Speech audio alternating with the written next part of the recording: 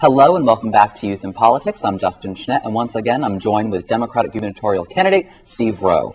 Let's continue our conversation on health care reform. You want to create more community-based preventive health clinics. With what money can we do that? With the money we're already spending. Justin, we spend, as I indicated before, 20% of our gross state product is health care. It's not about more money, it's about using some of those funds to go upstream to keep people healthy. A lot of this stuff's it's not about more money, it's about spending our money differently and more wisely, and that's what I'm talking about here. The cheapest health care we can have is primary-based health care. It's primary, it's preventive care, treating people in their communities, in their homes. Listen, I know there are a lot of folks who are on main care, Medicaid, who don't have primary care physicians. There are children, there are babies who don't get their well baby checks because they don't have pediatricians. I mean, this is 2010 in the United States of America. We talk about healthcare. We have the most expensive healthcare system in the world, yet we have a lot of people who don't have access, and we have a lot of people who are uninsured. We could learn a lot by looking around the world at other industrialized nations, and they have systems that are far more efficient and far less expensive. So it's not about money, Justin. It's not about spending more money. It's about taking some of the funds that we spend now and moving them upstream to keep people healthy. If we do that, we're going to dramatically reduce the cost of health care. Now, you mentioned shifting some of those monies that we're currently spending on health care. What are you taking away from in terms of taking money from what we're already spending and shifting it to more community-based preventive care? Well, let me give you an example. Let's say you're a person who's on main care, and you have a problem, and you go to the hospital. And you were just billed $2,000 for your visit, or somebody was the government, right? The federal and the state government. Had you gone to a community-based primary care clinic and you could have been treated, let's say, for $500, there's a $1,500 savings there. There you go. I mean, it's just providing a place for folks to go for primary care, to have continuity of care. The other thing is electronic medical records. We're seeing more of that, and that's a good thing because a lot of our people, particularly low-income people, are transient. And when you go to a physician, it was nice for that physician to be able to see the last physician you visited, what medications did you receive prescriptions for, you know what I'm saying. So the idea is to treat people in their communities and to keep people healthy. This isn't rocket science. I'm talking about something that makes a lot of sense. And again, it's going on in many places around the country, and indeed there are places in Maine that have very efficient healthcare, community-based healthcare systems, but they're not enough. Would you as governor move to repeal Dirigo or change the program? Well, I think we're going to have to change it, of course. I think the new federal legislation is critical. I think Dirigo will be transitioned into a health insurance exchange, so we will see it change over the next couple of years for sure. So you support Dirigo, the Dirigo program? Well, I think it was a great experiment. Unfortunately, the funding mechanisms never materialized, so it can't be sustained in its current form. I think it has to be changed, and it will be changed. Let me say this about the federal legislation. For the first time in the history of this nation, we have a law that says that every person is entitled to the basic security of health care. For the first time in the history of this nation, health care is now a right. That's a big deal, and I think that's terribly important.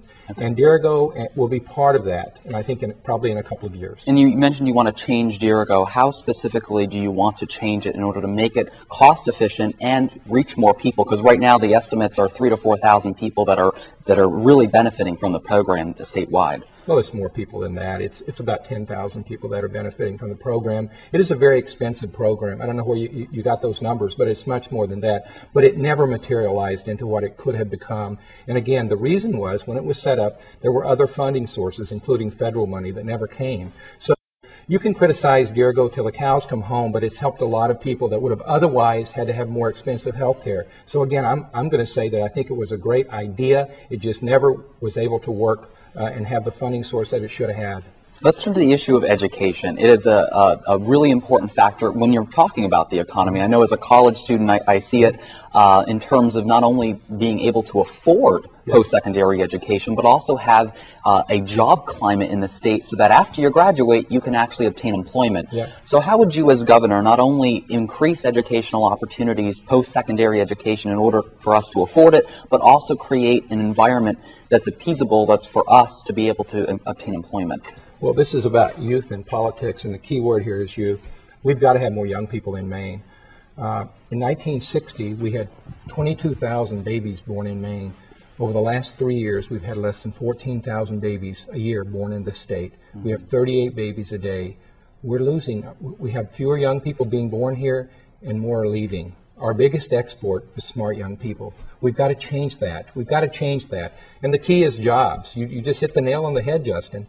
I talk to a lot of young people who want to come back here, or they're here and they want to stay. And I say, what would it take to keep you here, bring you back? I hear a job that pays a living wage, a job that is sustainable, and then I hear affordable health care and affordable housing as the things that young people need. Mm-hmm. It's not any different than what adults need. I mean, we all are looking for the same thing.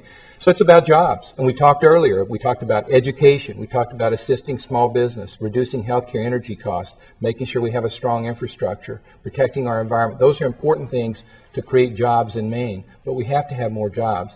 With respect to funding higher education, we've got to do that better. Right now, our tuition rates keep going up, putting it really for some students, they can't afford to go to school. We've got to make sure that our universities and our colleges in Maine are affordable and accessible to everyone. We also have to make sure that our students who graduate from high school are ready and able to go to college and stay. And right now, we've got some challenges. It's around 80% of ninth graders are graduating with their class 3 years later. We've got to do better. And it keeps going back. And I believe that if you want to really build strong human beings, it starts with prenatal health care and early education. If you start children to kindergarten ready and able to learn, I'm talking about well-developed, cognitively, emotionally, socially well-developed, you're going to see kids graduate from high school and you're going to see them go to college and stick. And we've got to have, as I indicated before, more people in Maine with post-high school education. It's critical for the jobs that are going to be here.